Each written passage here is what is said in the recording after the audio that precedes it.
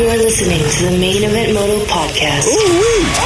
It's about time someone turned the air conditioner off. Or on. Wait, on. In California.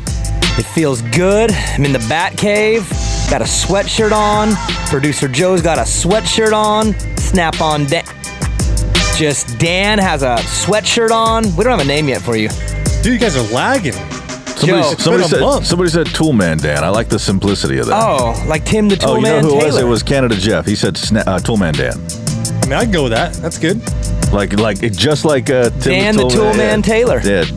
How about Dan the Toolman Colvin? That's all right. The Toolman. That's all right. Toolman all right, Dan. we'll work on it, but I think at least we got to start. Like Hunter Biden. Yeah. Toolman. Hey, episode 179 is going to be a good one. Huge shout out.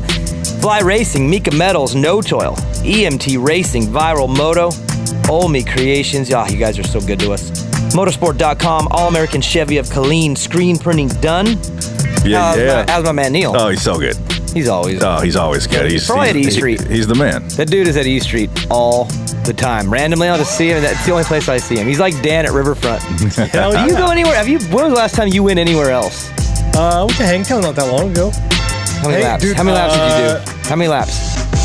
Do you like it? Hangtown's backwards right now. I love it. And by the way, just for accuracy's sake here, it's not Hangtown. The Hangtown is the national. It's called Prairie City.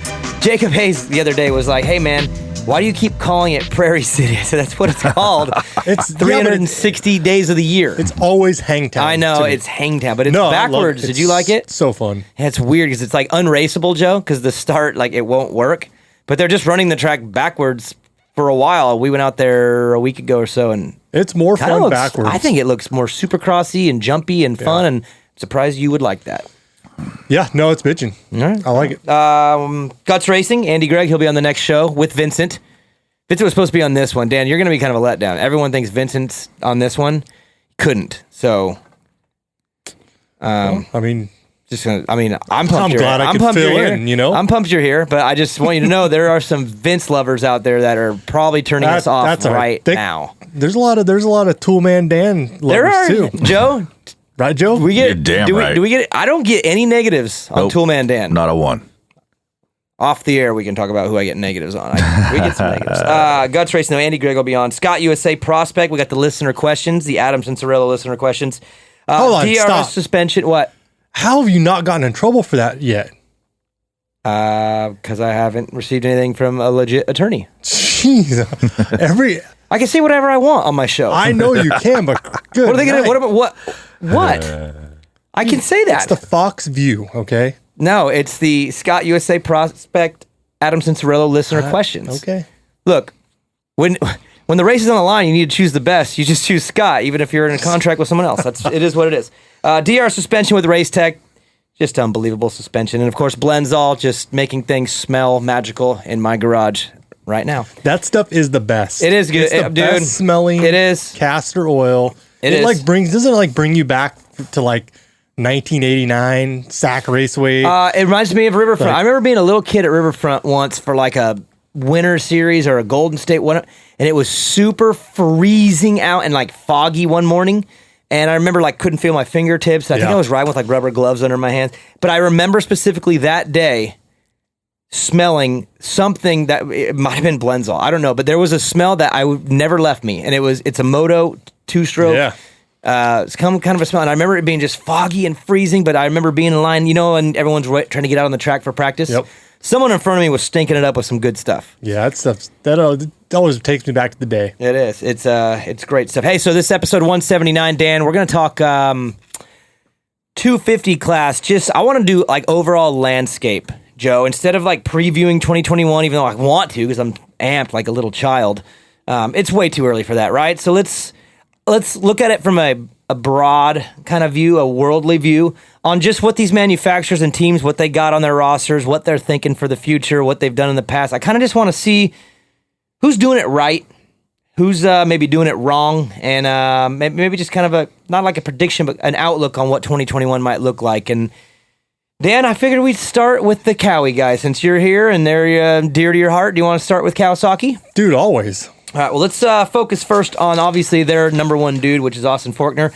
And by the way, I'll be also discussing rider numbers a little bit in this show. He's going to be number 38. What do you think when you think there? Christian Craig is the first thing that comes to my mind in recent years. Yeah, I'd say that. Christian Craig. Who else was 38? Was Brian Peter? Deegan always? Oh, Deegan. Was Peters 38? I think he was. Within the last year or two. I love when the new numbers come out because I always like to see what someone's got and just think of like what the first thing I remember of that number being. Like say it's number 50. Well, obviously Benny Bloss is what I'll think of, but then you'll try to go through time and like think of, who was a good 50, So Forkner 38 though. That's a guy you're going to see up front, obviously. As a Cowie lover, are you all in on him being the favorite kind of, at least indoors, he's got to be the standalone favorite next year. So if you're Cowie, you have the guy. He's won the most races out of anybody. Yeah. It's kind of a Tomac thing with me where he sure has learned how to win, but he hasn't been able to close a title down. And I'm wondering if this is the year, and timing-wise, it couldn't be rougher for him. He had to deal with Dylan this year, and if things line up next year where he's with Jett, I think he's going to have his hands full. I think Jett is in the conversation for sure, but on paper, no question. Forkner, your guy, is the favorite next year, no matter which coast. Yeah, I would say that for sure. He probably has the most speed of anybody for sure.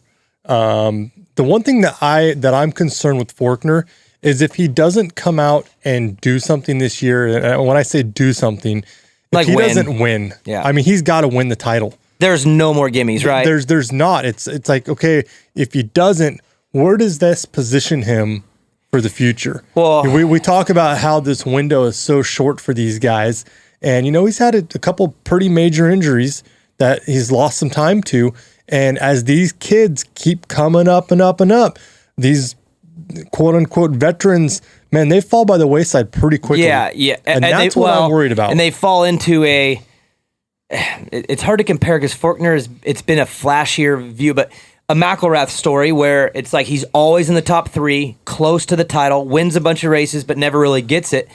Does Forkner end up being that? Because how long does he want to wait around? I'm sure he wants to go 450 and start making that 450 money, especially when you see Chase Sexton now win 2 titles and move on. That's kind of your rival. But if you're looking at it career-wise, 2 years ago, that year with Sexton, that was an opportunity to get one pretty easy. He was getting that one easy. Yeah. Last year, obviously, you were with Dylan. You had to go for it, and which is he did. He just came up short. One crash cost him.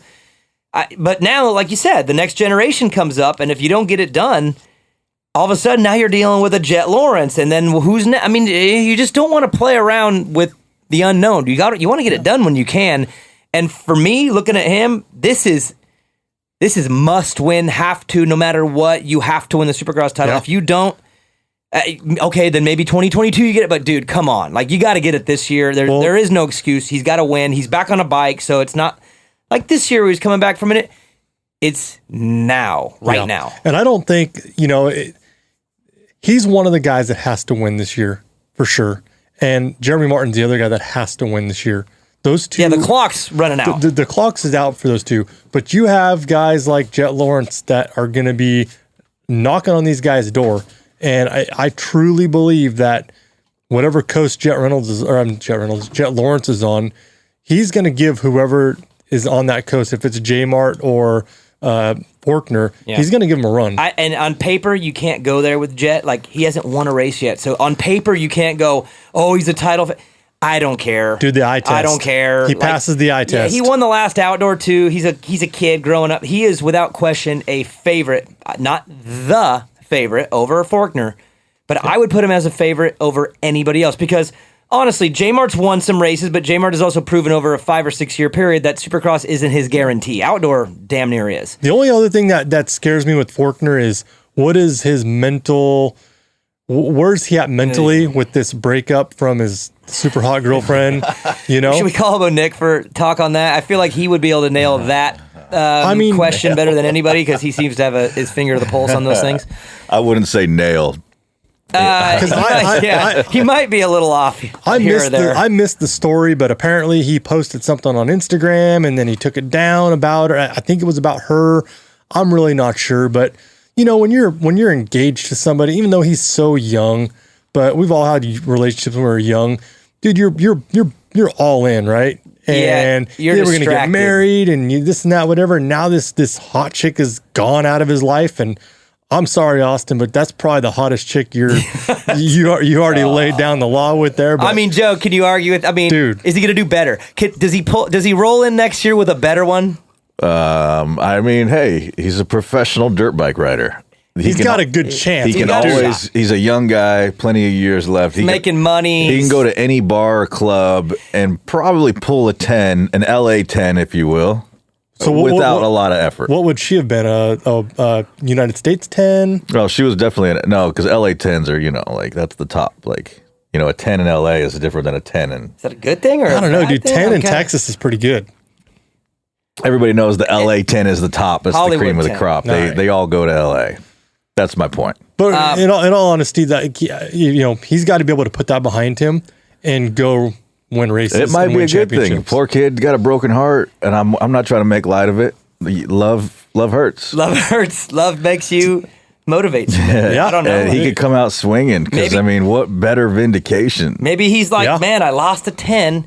The only way to get that 10.5 is to win this title, son. Yeah. Maybe that's it. Maybe that's what he needed. And I hope so. Hey, I know we're goofing around and joking around about a serious topic, but in all reality, I mean, whether you're married or dating, there is distraction. And if you can't handle it, you could be 16 and be able to be, I put it this way. You could be 18 and married and be able to handle it if you can keep the distraction out. Or you could be in your 30s and be single and be all over the place and you can't keep it together. You know what I mean? So everyone's different. Yeah. But maybe for him, maybe try not having the chick this year.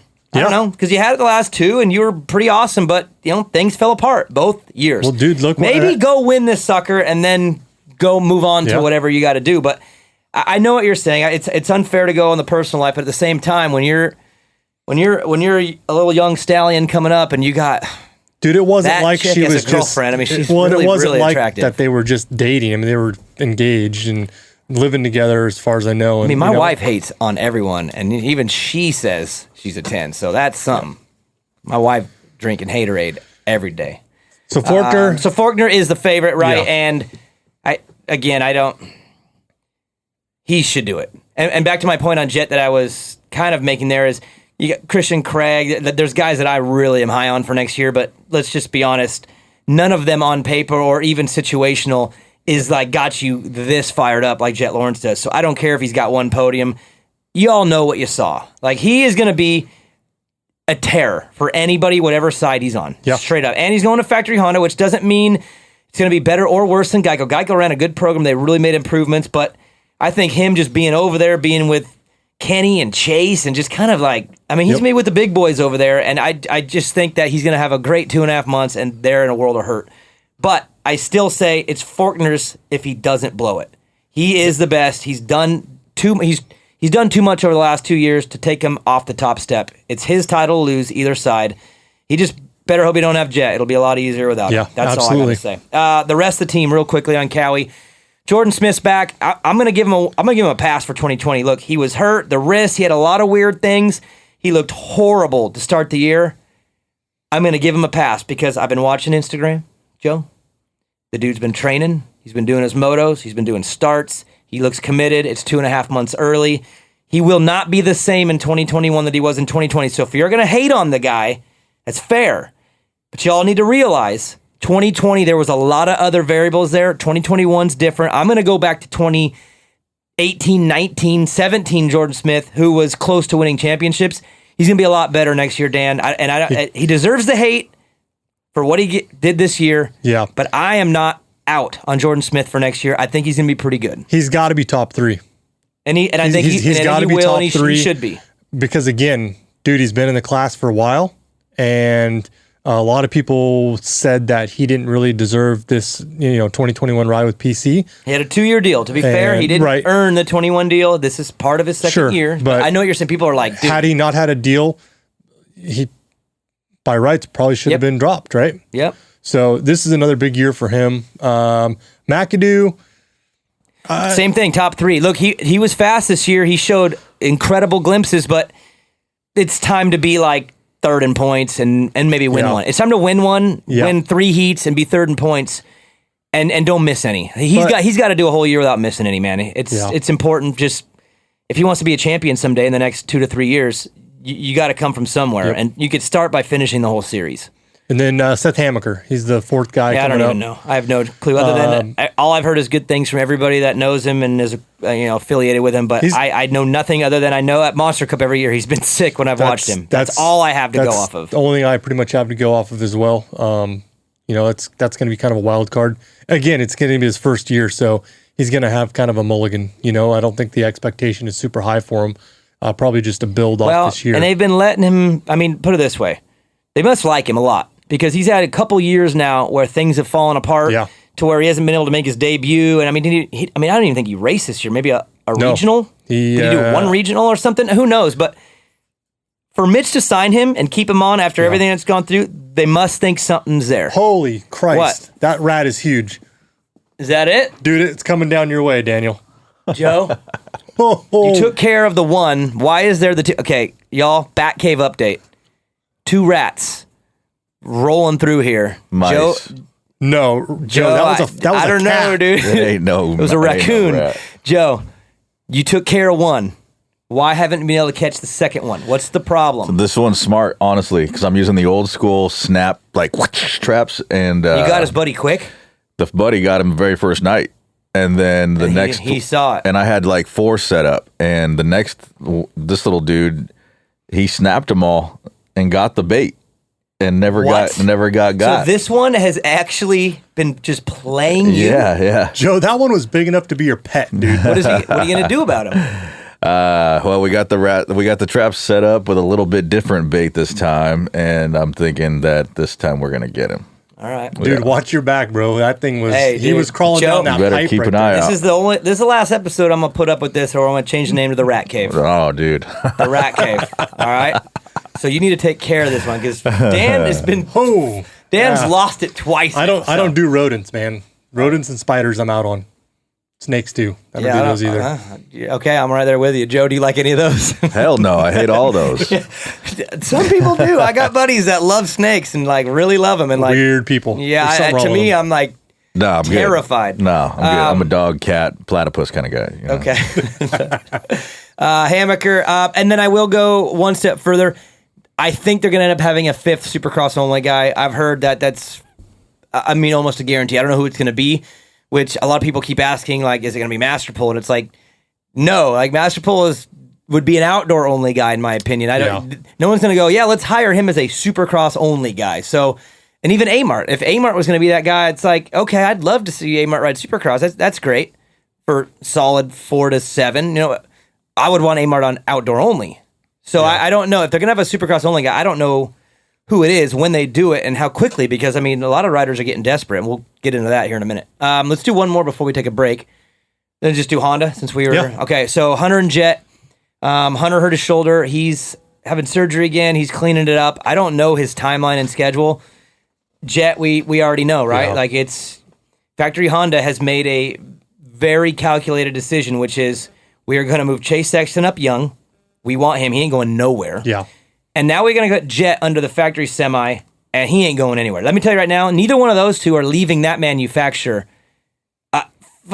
maybe ever. They're not going to let him go. Those are, they're smiling ear to ear. Hunter, dude. Hunter. I'm saying Jett and Chase. Oh, Chase. Yeah, absolutely. Chase, they're not going nowhere. No. For a long time. Honda will go all in. And Jett will be Ken Roxon's replacement whenever that time comes. And I'm telling you right now, I bet you it's quick. I could see Jett Lawrence on a 450 in 2 years. Absolutely. Like, there's no, 100%. Let's hold him. That kid, it will be on a 450 the minute he can ride one the right way. And that's probably not long. Dude, he could probably do it this year, honestly. The dude's got that much skill. Honestly, he needs to mature and grow up a little. Yeah, that's fine. He needs to race in a class that he can go win and grow up a little bit. But when you watch that guy ride, dude, when you watched him last year, he looked like he'd been in the 250 class for 3 or 4 years, not his first year. Yeah, I'm telling you guys, when I watch the races, I don't watch for outdoors anyways. I don't really watch. I guess I don't watch it the way I do Supercross, where I'm looking for like areas for input. I watch it more just like what they do on the bike and see like, okay, Zach, and I always make fun of Osborne to his face even. He rides a little weird in corners. He sits back like on the back. He's a sit back rider, which is a really bad fundamental. And I always tell him like, hey man, just think how good you'd be if you'd rode right. Uh-huh. But that's his style. And I watch these kinds of things and I'm like, okay, how does this bike react? Whatever. Jett Lawrence is the best person to watch. Go watch Paula and just watch him on a dirt bike. And remember, he just turned 17. So I just, he's a rare freak. It's a James Stewart type thing where you just have things that other people don't have. Somehow your brain and your body are connected in a way that's different. Yeah. If he could just mature properly, avoid injury, and just, get through these young years, he'll be on a 450 very quick, and he'll be driving whoever's left in that class nuts. There's no question. It'll be quick. So, and then just to touch on it briefly, I know there's not going to be any huge heavy hitters. There's a lot of guys that are like, oh man, there's so many Honda rides being lost this year. With Michael Lindsay and Phoenix Honda and Phoenix stuff, Honda, they're stepping Chaparral, is there one more? Ty Lube. Or I think it's. From what I've heard, a lot of the landing spots for some of these Honda guys is there. But I've also heard that some of these riders, like Shimoda, Mumford, it's not like it's almost like they're like willing to, but they're letting them shop a little bit too. Because I know JGR shopping with a couple of these guys. I know Shimoda's name was mentioned in a pro circuit possible Supercross only deal, which again, even for him would be crazy. He just got third at Paul. Like you don't go indoor only. Like if it was him, he ends up doing the full year anyway. But you know what I mean? Like I think these guys have some Honda help where if they need it, but they are being allowed to talk a little bit. But as far as like rides being lost, they're going to land somewhere. But man, say they don't. Say. God, does Honda really go into next year with Hunter and Jett as their only factory-supported like podium contending guy? I mean, unless they gave Joe Shimoda. I mean, I would say Shimoda is Shimoda would be the only other chasing one. podiums next year, maybe more regularly. That's thin though. That's really thin. I'm gonna trust me. After the break, we're gonna talk about KTM Husky and Gas. But for Honda, that's pretty thin. For your 250 representation. I mean, unless you've got a guy like Jett who is going to bring you enough advertisement, then maybe you don't need 4. Maybe that's the mentality. You got to think right now, man. They've got Jett, Ken Roxon, Chase Sexton. I mean, dude, that's a little bit of a dream team right there. Well, Kenny's the most popular rider in the sport next to Chad Reed. And they're investing. Chase is their gem. And Jett is, he's a growing superstar. So if you're Honda, if you're looking at the landscape right now, you're happy. But you get my point. Low representation in the 250 class from them compared to Star, who has 85 riders. That's a whole nother story. And then Hunter, if you're Honda, like if you, Dan, are Honda, do you care about Supercross with Hunter, or is it just get ready for outdoors and go and be who you're supposed to be outdoors first? Yeah, I would definitely. I wouldn't even do it. I would definitely focus on outdoors because, from what I understand, he's a better outdoor rider, anyways, than Supercross. Get healthy and prepare yourself to come win the 250 outdoor title. Yeah, again, he is a contender if things are right. He had a weird year with a lot of injuries. Don't lose your memory. It's Hunter Lawrence. The dude is sick. And if he is 100% healthy on outdoors at round 1, he's got my attention as a one of the favorites. I'll never forget about watching him at Dis Nations at Redbud. Mm-hmm. Dude, he was just incredible. Like, incredible. So the potential's there. If he could just get through these injuries and get back on the right track, I would definitely focus on outdoors for 2021 and come out and win the title because the amount of attention his brother is going to get in Supercross, you might want to get yours in the summertime. Well, and that's just it. Don't screw it up indoors. The reality of going inside into Supercross and contending for a title, dude, is very, very, very low odds with Faulkner back, his brother there. Well, and his timeline. J-Mart, it's going to rush it. Doesn't make sense. But I get baffled sometimes when these teams are like it's almost just so like, yes, we do Supercross and outdoors, so he's healthy, let's go do the guy a favor. Yeah. Like, let him prepare to chase the championship that he specializes in for now, and then let him get Supercross again when he's healthy. Don't rush him on Supercross and ruin what you might have in the summer, because the guy could legitimately be a title threat in the summer if everything goes right. Don't have a setback indoors. Yeah. When you've already had a couple years of that, that would be my approach, and then I would let Jett just run ham. Number 18 on Jett, you like it? Yeah, Joe, what do you think of that? Davey Millsaps. The number system is all goofy, but Jett Lawrence will be number 18 next year. You like it? I know Jett's our boy and everything, but it's a little early for that. I don't know. So he's too low? A little bit. He's not even 18 years old. Exactly. So hold on. So if he scored enough points, right? No, he didn't get to choose. He didn't 18. get it permanent. That's the lowest number available unless he wanted 13. And I think everybody learned their lesson on that one. Even Nichols didn't take 13. Yeah. I think it's cool when like Kenny's number 94. I still think AC should have taken 92. So do I think it's cool when a guy takes a permanent high digit number. I just like it. Yeah, when they just go, this is me. Yeah. Just like, like Justin Hill, 46. Yeah. Or MXGP. Like randomly. I wonder why. I'm like having a brain fart, but I wonder why he has 46. Like, where's the meaning come from that? Do you know why? Number? I have no clue. How come like MXGP, like Caroli has never picked like number one? He's always 222, or they never run a number one play ever. You think of Millsaps when you think of 18? Yeah. I think of Brock Sellards too. Nah, I mean, yeah. Honda Troy. I just think Honda Troy. No. He wasn't on that. He was on FMF Honda. FMF Honda number 18. Then he was on Yamaha Troy number 8. I think of Brock.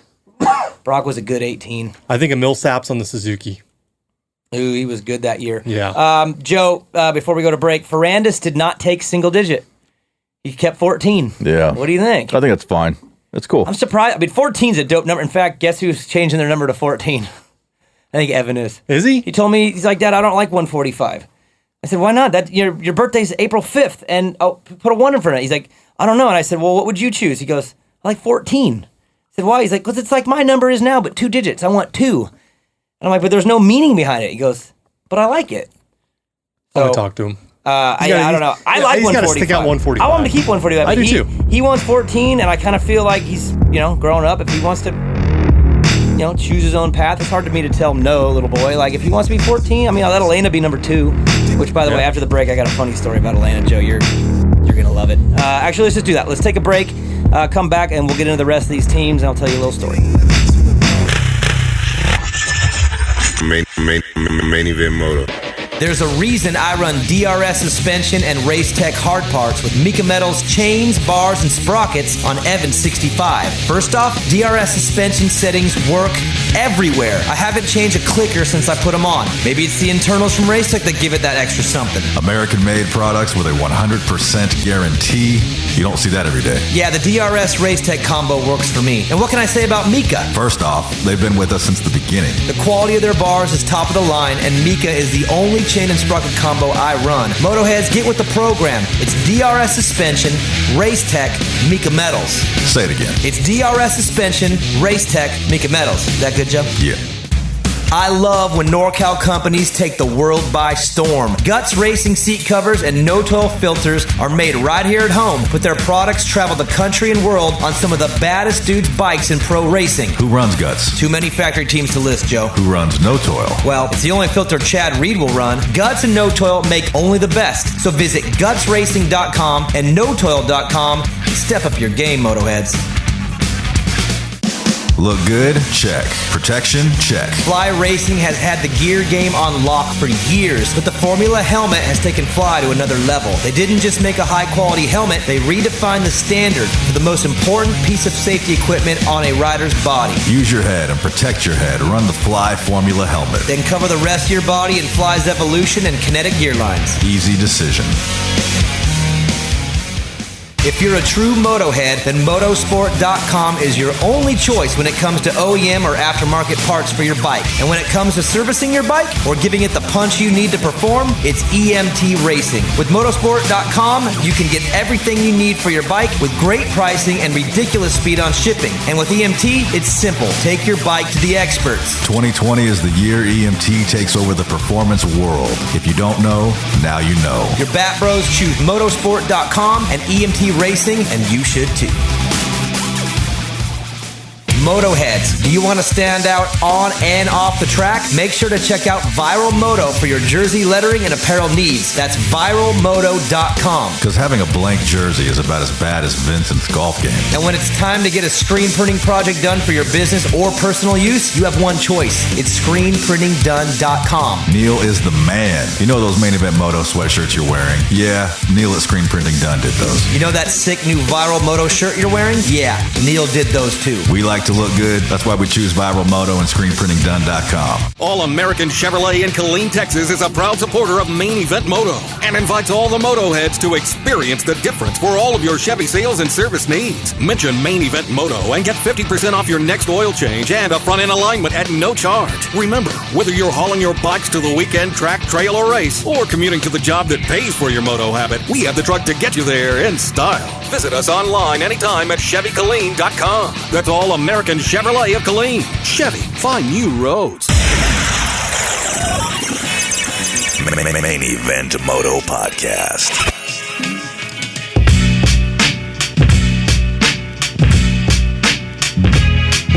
Ooh-wee. Funny story time. You ready? I'll make it quick. Evan is now using a pit board, Dan. He says he wants to get faster. I want to get faster. And I said, okay, well, we're going to do lap times then. So every day now, like for one of his sessions, we're doing lap times. And I don't even know if he knows what he's looking at, but he looks at the board. He gets all motivated, like puts his head down like he's all mad. Just write Legos on it. Oh, dude. But it's been working. He's like chasing his time, and like every lap, he like cuts some, whatever. So Elena was with me the other day, and she was like, what is that? What are you doing? And I just told her, okay, no big deal. Well, Sunday we went to Riverfront, just family ride day. I took the kids. Elena's riding now. She's got a P-dub, Joe, so she's riding wherever we go. She rides. She's got her little number 2 jersey and her little fly gear. She's whatever. So she's doing her ride, and she pulls off to me, and she goes, I'm not happy. And I said, why? She's like, why aren't you doing my lap times? And I said, do you want me to? Okay. I didn't even think anything of it other than, okay. So I go get the little pit board. I come back, and I say, okay, go. And I do her first lap, and I ride on the first lap of the pit board, like, good job. And she looks and kind of like gives a head nod, like, yeah. And then the next lap, I give her time, and it was like on the kids' track at Riverfront, 1:14. And she sees it and literally just pins it. Dude, 1:08 the next lap, dropped 6 seconds. Yeah. And I'm like, that's it, no pit board. Because last time she got all hyphy at Riverfront, she weeded up and didn't want to ride for 2 months. Mm-hmm. So I told her no more pit boards because she got too out of control. And then she was pissed afterwards. She wants a pit board now. She says every time, she's like, I want to do lap times every time. Dude, so that's awesome. Saturday, Ayla rode for her first time without training wheels on the PW. How'd it go? Dude, it went off. So I took the training wheels off because she rode her bicycle. She's been riding the Stasic, for a couple months now, which rips that thing around. No training wheels. She had no interest in riding her bicycle. She's going to turn 5 next week. Mm-hmm. So I said, we need to get her off the training wheels on her bicycle. So yanked them off. She got on it, dude, gone. I'm like, all right, we're taking the training wheels off the dirt bike. This got to happen. Yeah. Before her 5th birthday, it's got to happen. So went to Riverfront Saturday, missed you by one day. Yep. Took them off. I said, all right, jump on. I'm going to get on the 110 and I'm going to follow you. Just, take it easy. I turn around, dude, to go walk to the pit bike to go get on it and start it. Dude, and she's already gone. Just took off.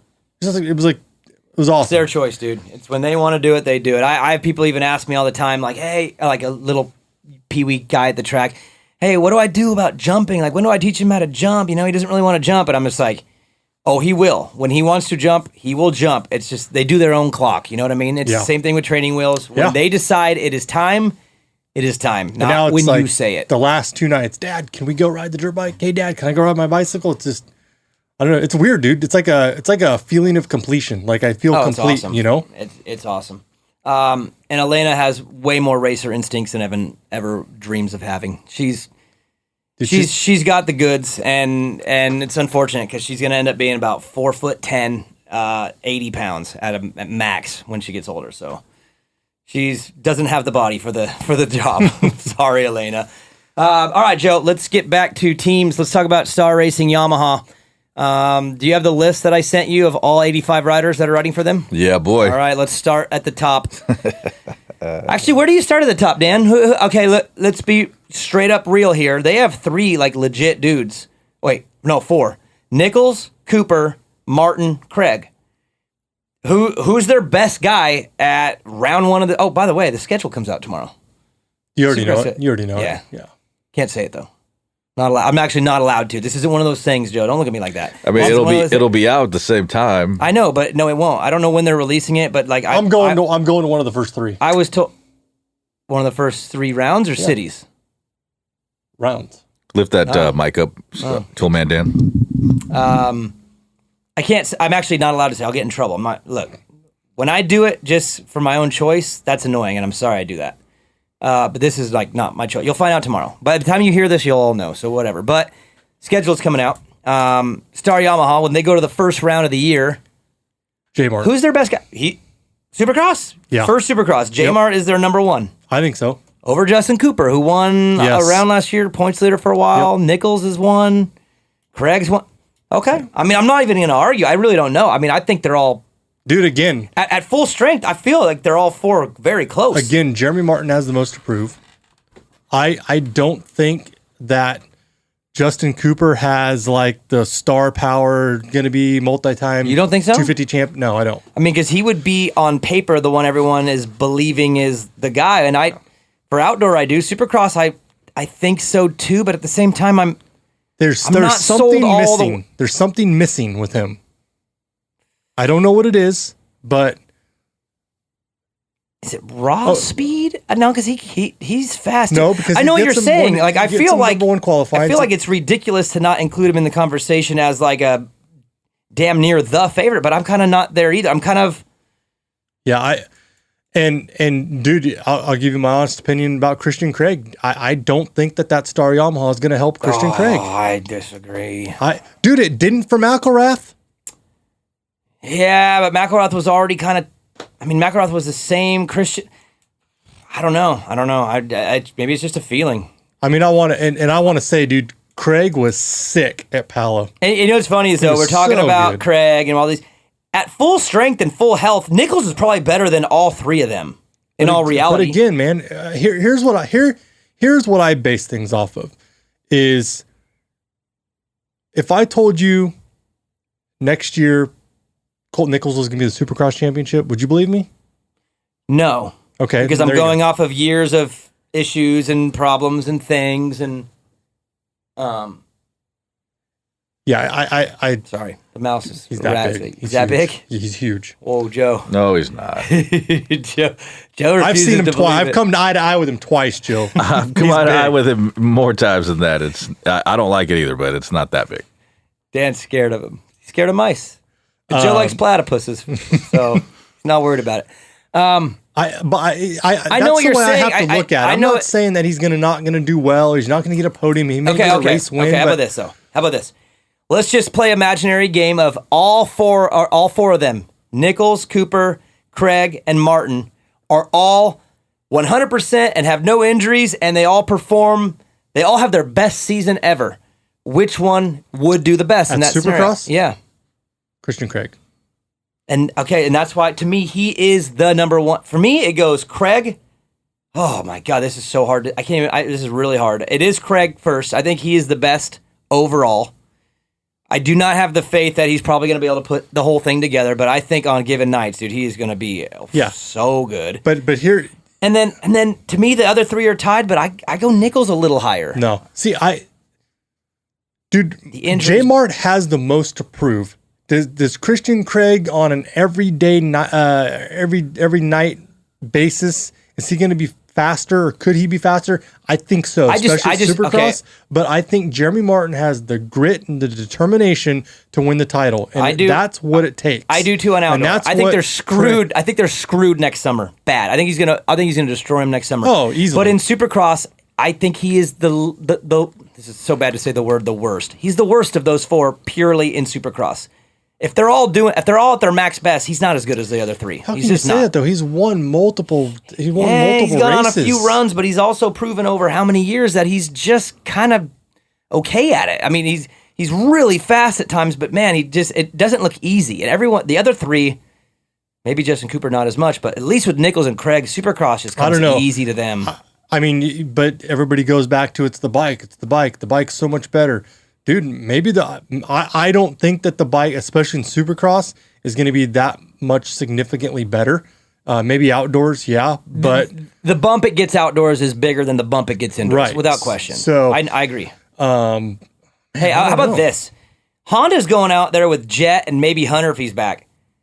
They got four. We can't even agree, Joe. We can't even agree on which one is the best of their own four. Like what the hell, man? Yeah. that team, and then we're not even talking about Jarrett Fry, who, if I'm him, I'm just like, hopefully he's got a long year. Let me grow up. Let me just grow with these boys. Like, dude, I mean, he's lucky in a way. No attention on him. Let everyone focus on the other 4 and just grow up. You know what I mean? It's great for him, but God, they're stacked. They are so stacked. And we're going to get to the other 3 manufacturers. The we can call them the 3 brothers or the 3 sisters or cousins. I don't know what you want to call them. But literally, Star Yamaha has 4 guys who we are arguing over which one of them is the best. And honestly, other than Jett Lawrence and Austin Faulkner, there is nobody else that's going to touch those 4. I don't think. Of those 4, I can't sit here and tell you that there is a clear title contender there other than possibly Jeremy Martin based on the grit and determination solely. I agree. It's funny is because J-Mart and Cooper, to me, would be the 2 that are most worthy of the conversation. I just happen to think Craig and Nichols are a little better. Purely from a Supercross skill standpoint. Absolutely, yeah. And I do feel like Nichols is, God, fingers crossed, get through the year. And I mean, I just want y'all to know right now, I'm not going to make the crazy Daniel predictions. I'm trying to grow up, Joe. Actually, I'm trying to draw a line in the sand, not do that anymore. Sorry, Chase Sexton, but I'm going to have to withdraw my prediction because I don't do that no more to people. Ooh. But I am just saying right now, I have a feeling, and I'm not afraid to throw this out, that Christian Craig is going to be an unbelievable story next year in a positive. He's going to be great. I hope it does happen. That's my feeling. It's not a prediction. It's my feeling. I feel like he's going to be great. Should we go on to JGR so we can just get through it real quick? I really don't know what they're doing. You actually, Dan, you talk to people that, honestly, you tell me things sometimes that I have to go get confirmed from people. Am I usually right? You're right. So you've got sources. They're good, whoever they are. You're obviously, you got your ear to the ground. You hear the buffalo coming. I don't know who it is, but you definitely, you're on it. And my question is, what do you got on JGR? I have not a thing. Well, the only thing that I had is that they were expecting that big casino as the sponsor to come to Cherokee or whatever it is, right? Done. Or is that? Well, from what I understood is there would be a sign, and that sign was if Teasdale showed up to one of these last rounds of outdoors, that Cherokee deal was done. And I didn't see Teasdale out there. Did you? Yeah, the last one. Was he? He did the last round. Okay, then maybe it's done. Yeah. I think it's done. I think they're just waiting on their Suzuki deal, which we'll save for a 450. In fact, with Andy, Greg, and Vincent, we're going to go over this same kind of scenario, but with 450s. I don't know their 450 situation. I think their 250 situation Alex would just stay, right? Like where's he going? I mean, where would he go? I would think, And then I know they have interest in other guys because they always have interest. It just depends on what they can do or what they can't do. Here's my biggest fear is if JGR goes away. They can't find funding, and if they go away. With Geico going away, that's a huge sponsor, right? If Joe Gibbs cannot go out and find money somewhere for a race team, who in the hell is going to be able to do that? Right, but wouldn't everything tell you that it shouldn't be a problem?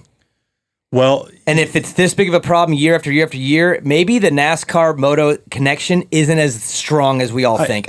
It can't be because that would be an easy pull to just get a little extra from one of the NASCAR ones and go, hey, you're gonna get the Supercross team too. Okay, it's pennies compared to what these. Yeah. So to me, the fact that hasn't happened tells me that there's not as much of a tie-in between the two. I don't think because there's no way they can't pull it. If there is. Well, and you have so many companies that are pulling money back out of sponsorships and trying to watch budgets and stuff because of the uncertainty that's going on in the world now.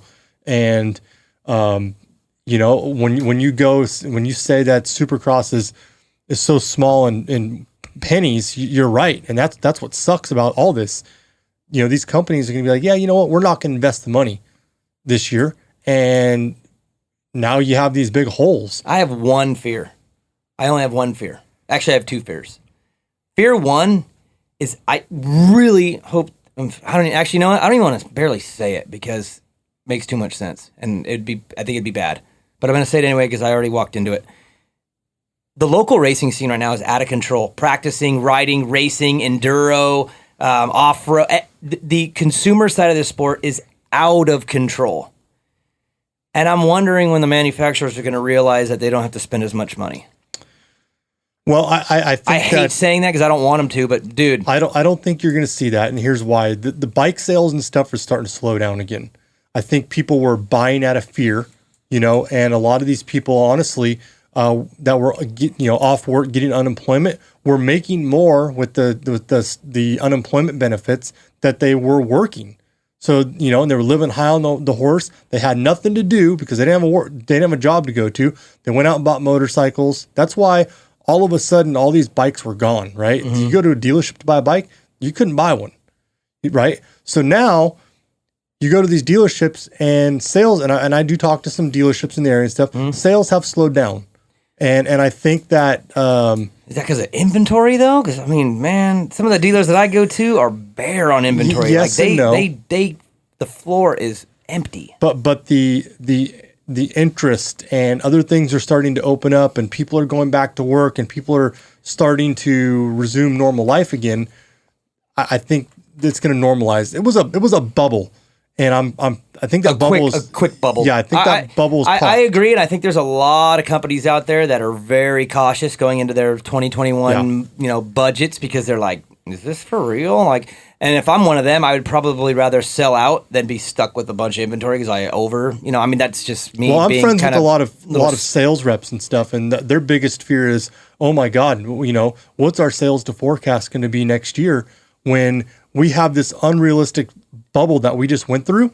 These guys are being like, is the sales forecast going to be so unrealistic next year? We're not going to be able to hit it. It's just, dude, that whole thing that took place the last 6 months that's not reality. No, I wish it was, because for our sport and our industry, dude, it was. You're going back to 04, I'm 05. still talking. I'm still saying the practice tracks and the race tracks are out of control, dude. Tons of people. Everyone's, and that's what I'm saying is.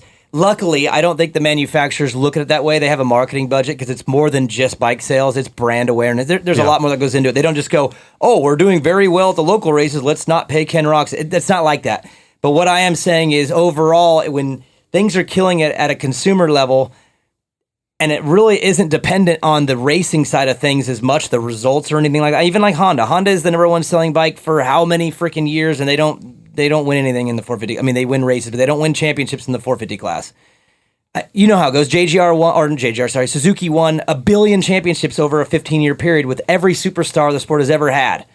Ricky, Travis, James, Chad, Dungey, Kenny. They literally just won, and then no one bought them. So I'm just curious of where their thinking is with their money. So I'm not that worried about it. The second one that does scare the crap out of me is if the energy drinks lost interest. That would be more telling than Geico. Geico leaving, I think, is a Geico decision more than it is a problem with our sport or problem with their own portfolio. I think it's probably just a movement thing. They move around all over the place, companies like that. Probably got a new guy in charge of marketing and goes, what's this super dirt bike thingy that we do? You know what I mean? That happens all the time. Yeah. So I'm not going to use them and get afraid. I would be afraid if all of a sudden Rockstar, Red Bull, or Monster was like, yeah, we out. Then I would be terrified. Oh, yeah, because they're the ones that are paying a lot of the bills. They're keeping this sport alive. They are. So, anyways, that's more of a fear of me. Moving on to the next one then. Oh, so JGR, yeah, I don't know what they're going to do. No idea. Yeah, I Bar X Suzuki, I heard maybe might come out with a pro team. That's Schwartz rode for. Yeah. They're, a great amateur program, I think, and I think they're maybe going pro with Schwartz and maybe a couple others. Even I heard Drake and Mumford were maybe on the team, but that was like a couple weeks ago, so maybe not. One interesting thing about the rider numbers: Brandon Hartraft, number 28, Joe Shimoda, number 30, Derek Drake, number 33, Josh Grant's number, which is now available. 28, 30, 33, and no rides.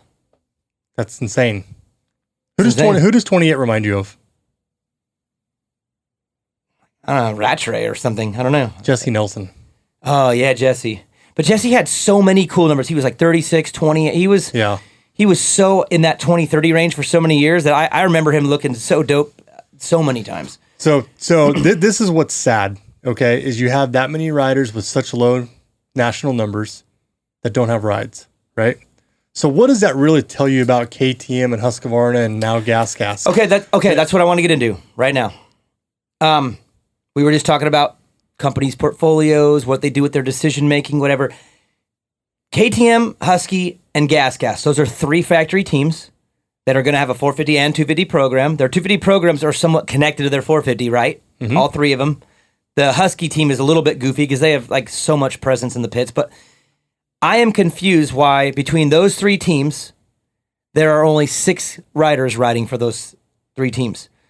That should be 12 spots. Most teams have 2 on the West, 2 on the East, maybe even a 5th, right? These 3 are only employing 6 250 riders next year when typically you would think it'd be 12.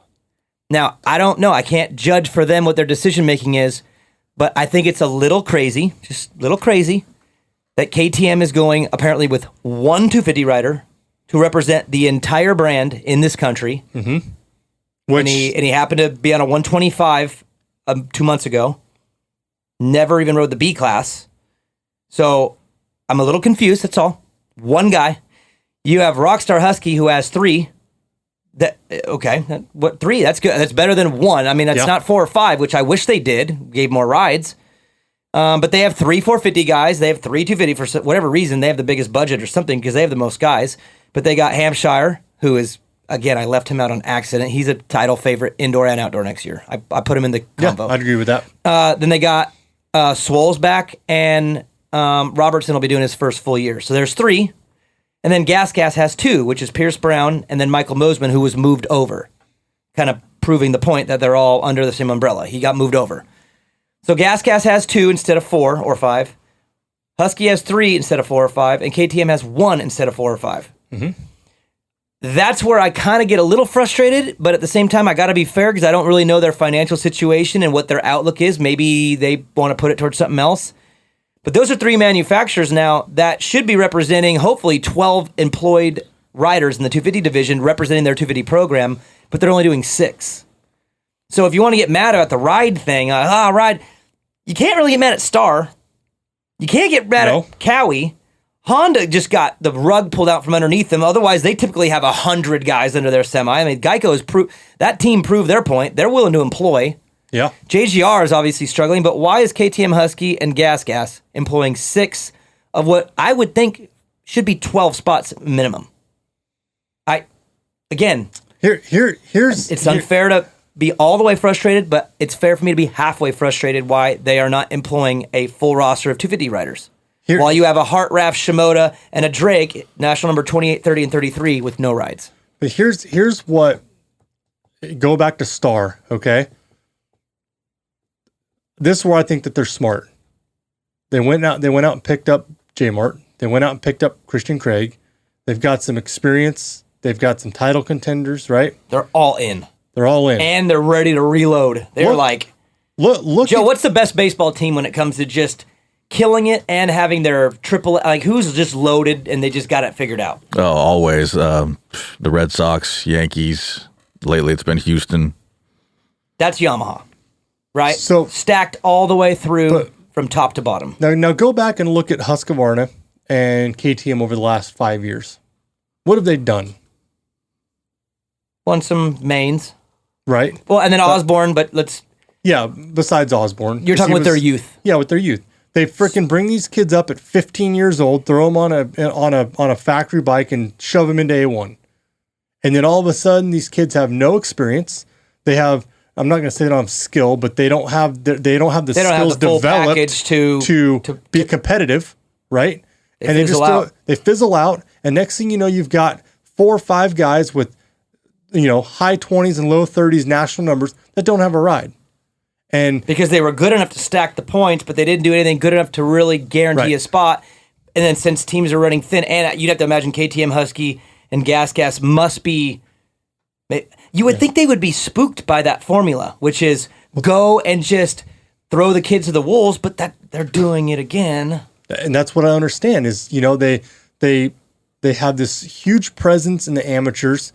They have, if you go to any of these tracks, go to Riverfront, go to any of Zeb's tracks, look how many Husqvarnas in KTM 65s and 85s, almost all of them. Oh, yeah. Right? So they have the perfect opportunity to groom these youth riders and bring them up and then, get these guys matured. You got a huge group of kids, mature them and find the right ones and bring them up as they mature. I think everything's timing, man. I do, but here's the problem: is they have missed the mark on the timing the last 4 or 5 years. Right.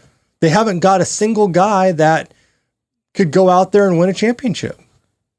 Except for RJ, which they had to go and poach him. But again, they had to go steal him from another. He came from another team. Yeah. They haven't brought anybody up organically from their amateur side to do anything, because they bring them up too soon, and they don't know what they're doing. And I feel so bad for these kids. So then explain to me the 250 program for 2021 with KTM.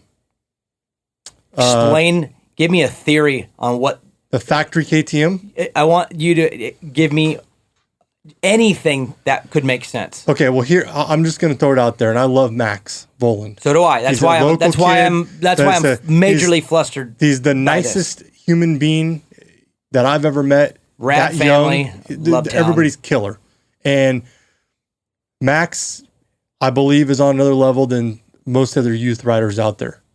But I'm nervous that he's going to be another statistic, and because there's too much too soon. And it's not even just the ride itself.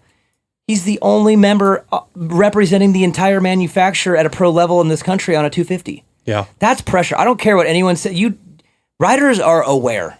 Yeah, and that to me, like I said, Jarrett Fry, number 5 on Star. Let the 4 dogs get out there and chase titles, and I'm going to develop underneath these guys. I'm just going to learn. Who's he getting to learn from? Right. He's the only. I mean, to me, again, I don't know the other side of the story, so it's not fair for me to talk smack here. I just don't understand it at all. And he's got, he's going to be under the tent with Marvin and Cooper, and I don't want to say Marvin's not going to be a good mentor to him, because I don't know, but I wouldn't think that. I don't see that doesn't seem like a bond fit. or the doesn't fit seem like there, a right? Fit, no. And I don't see the bond with Cooper. Cooper's kind of gritty and kind of, Well, first off, he wouldn't be with them anyway. He'd be part of the 250 program, I would assume. The 450 program over there is full. No, I know, but he's going to be under the same tent. Oh, you're saying just on race day? Yeah, I'm just saying on race day. No. Cooper Webb is not going to be going and looking to find Max to give him advice. Cooper's got a title to win. That's right. Which, by the way, I did those Beyond the Tracks I've been doing for Feld. Yeah. I just did one with Cooper Webb. Very, very good. We get into some cool stuff, and he throws out some mad respect to another rider for a pretty cool reason. I'll just tease you with that, but it's coming out. I know what you're saying. On race day, they're not going to give him much. And then during the week, where's he going to go? Is he going to go to the Baker factory and ride the 250 program? What has that produced? Nothing. And that's just... Even RJ. Look at RJ. RJ had to get moved over to the 450 program, and then look what happened. Like, I don't know, and it's unfair. And with that but there's a lot of things over there that do not make even a bit of sense. With that being said, to me, Max has my full support. I'm all in. I will back him 100%, 110%. I think they're the greatest people. I want to see the kid succeed, more so than anybody else, because he's a local kid, and I've watched him grow up. You know? I watched him ride a 50 at Oatfield, man. Yeah, and I do think he is a step above of the rest of these guys, and I think he is something special. But man, don't rush it. Take your time. From what it looks like, I think it's being rushed. Before we go, I actually got to skip listener questions. I forgot I have some complications with my timing and my schedule, so we're going to cut this one a little short. But, Dan, I got some news that I wanted to share with the Motoheads. You know it, Joe. You know it as well. And I'm actually going to ask the Motoheads for a little favor, and you're going to contribute to this. Joe hasn't decided yet what he is going to donate here, but I'm going to donate something really cool. I see Joe writing something. He's working on it. What are you deciding? Well, yeah, we'll figure it out. Which pair of underwear you're going to donate? Yeah. Okay. Here's the situation, guys. I'm going to be up front and just honest with y'all on this one as much as I can, because I was asked to be somewhat private, but I'm going to give you a little bit. You guys all know Jacob Hayes. This is my boy. He's family. He's like a little brother or like a weird cousin or something. I don't know what he is, but he's family. You all know that he broke his femur last May getting ready for Salt Lake. I don't know if you all know this, but it may have came out through the skin, which is gross. I think you all know that. But he's been on the mend. He's been coming back. He got it plated. The bone has been apart. He's got a plate with, look like 15 screws holding this thing together. Everything's been good until this week. Now, luckily for him, I think his timeline's not going to really change, but there's a complication. Let's just say a couple of the screws may have broken off from the plate and might be in the bone, like just in there. And it's pretty complicated. Looks like he's going to have to go back to surgery and redo a couple little things. Again, it's not going to change his timeline because it's not really going to be like a backward setting thing other than the surgery itself to clean some stuff up with the plate and the screws. But he is pretty screwed when it comes to, obviously, finances. You guys know he's a privateer this year. Literally made no money at all this year. And he's got some medical stuff that is kind of popped up out of nowhere that's out of pocket that insurance is not covering, and he's pretty screwed by it. So what we wanted to do, Main Event Moto, again, he's family to me, so I'm willing to do anything. He kind of was a little bit against this, but I told him too bad because that's how I am with him. I would like to raise him some money from the Motoheads. $1, $5, $10, $1,000, $20,000. Joe, I was actually thinking about it. Say every one of our listeners donated $50, we could take care of Jacob and we could get jet skis. Dude, yeah. So y'all need to just open up the wallet and spend about $100 each so Joe and I can get some jet skis. I'm just playing. But on the real, I want to raise him some money and I want to just give it all to him to help him cover what he's having to go through over the next 2 weeks. And I would love anybody, if anything you could do, that would be awesome. But we want to do something cool. Dan, what are you going to... Oh, first off, maineventmoto@gmail.com is the PayPal. Just send it there, but I do need, obviously, your email and your name because you're going to be in a raffle. We're going to give away some stuff to just the random, whoever donates, we're going to put you all in a hat and give away some stuff. But Dan, you go first. What are you going to give away? All right, so this is what I'm going to do. I'm going to give away a Milwaukee 3/8 drive cordless impact. Comes with 2 batteries, the charger, the impact. Dude, it's great for working on bikes, cars, whatever. I'll do one of those, and I'll also do a Milwaukee cordless light as well. So if you donate, what's the purchase price on those suckers? Probably about $500-$600. Wow. So, and we're going to draw that out. We're going to do a drawing, right? Yep.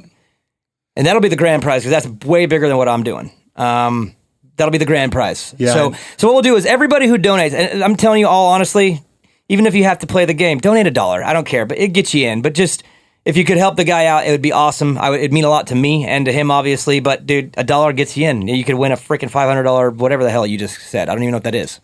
Dude, it's a cordless impact. Put your socket on. It's a little gun. Never used one in my life. That's the grand prize. Since Geico is no more, I've decided that I don't need the last bit of Geico paraphernalia that I have in my house. So I'm going to give away 2 things because I really don't need it. I'm not that kind of person. I don't like cherish things. Even Maggie, I threw Evan's Strider away the other day. She cried. She got all upset. I was like, it's a Strider. Who cares? I don't have my old Strider from when I was a kid. I don't keep stuff. All right. I don't care. I have a pair of Geico pants from Daytona. That was my first ride on Geico, the first night. Whole shot my heat race that night. Almost won it. Yeah. So Geico pants. That's a giveaway. And then I have my front number plate from the Vegas Supercross, which was my last race on a Geico bike in 2009. It's the all black look that we did that night. So that's 2 giveaways I'm going to give away for this, for Jacob. So again, 2 raffles, pants, Geico pants, my first race on it. And then my front number plate from my last race. I know what Joe's giving away. Joe? What? This dead rat as soon as he catches it. Yeah. Joe, Stuff it. What do you and send it to somebody? Joe, what are you going to give away? You got to give away something. I don't know. We'll have to think about it. I don't know. Maybe we'll do some main show paraphernalia. Oh, you got some now? The sweatshirt? Got some swag. T-shirt? Okay. Yeah. So I will do, let's just say we got 3 now. 3 awards or gifts or whatever you want to call them. And then Joe will add a 4th one. We just don't know what it is yet. Oh, I know what we could do. TBD, Joe? Yeah. TBD. Joe, what about a personalized picture of yourself signed? Oh, that's perfect. 8x11 portrait. No, that one's going to the highest bidder, Joe. We can get some skis. Glossy. There's enough people that want to know. So we can get some jet skis. But anyways, guys, maineventmoto@gmail.com. That's the PayPal. And again, I'm not trying to steal your money and buy jet skis, even though, I mean, we'll see how big this goes. If it goes that big, we're at least getting one. All right, check this out also. What? I'm donating $100 cash. And 100? Yep. And here's the deal. And I'll do 100 too right now. Okay, and All right, I'll match that. Joe, 100? All right. Yeah. And then whoever does a $100 donation gets an extra entry into the drawing. That's for the grand for yours. For mine. Okay, so anyone over 100 gets two entries. Everyone else just gets one. Yep. And I'll put 100 in. Joe 100. Yep. Dan 100. Yep. So we're at 300 right now. All right. You guys really, like I said, I can't go into too much details, but you have no idea. Like, you have no idea what this dude has been dealt, and I'm just trying to help out. And so, again, maineventmoto@gmail.com on PayPal. Thank you guys. Appreciate it. Good show, Dan. That's the 250 class for you. You weren't even too biased. I thought you would have been way more Faulkner than you were, but you were pretty mellow. I mean, if it was AC, you know. I know. Joe, is Faulkner what? AC Supercross champion. Oh, God. I'm just going to thank the sponsors. Fly Racing, thank you guys. Mika Metals, No Toil. EMT Racing, Viral Moto, Olmi Creations, Motosport.com, All-American Chevy of Killeen, Screen Printing Done, Guts Racing, Scott USA, DRS Suspension with Race Tech, and Blends All. Thank you guys so much. Good show. Dan, thanks for coming in. And you're going to stick around and we're going to have another convo? Let's do it. Let's have another convo about other things. All right, Joe? All right. Let's do it. See you guys.